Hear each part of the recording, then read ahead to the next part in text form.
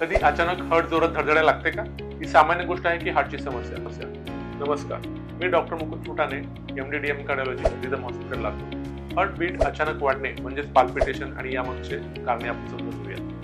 हे कशामुळे होतं? तर बऱ्याच वेळा स्ट्रेस, अँक्झायटी, रक्त कमी असणे, जास्त चहा घेणे, जास्त कॉफी किंवा एनर्जी ड्रिंक्स घेणे, झोप पूर्ण न होणे, बीपी वाढणे किंवा थायरॉइडची समस्याही असू शकतात. आणि सर्वात महत्त्वाचं म्हणजे हार्ट रिदम डिसऑर्डर, ज्यामुळे हृदयाचे ठोके खूप कमी होणे, खूप जास्त होणे आणि हृदयाची लय पुढे पाठीमागे होणे यामुळे होऊ शकतं. तर धडधड वाढताना चक्कर येत असेल, छातीत दुखत असेल, श्वास घ्यायला जर खूप त्रास होत असेल तर त्वरित हृदयाची तपासणी फार गरजेचं आहे.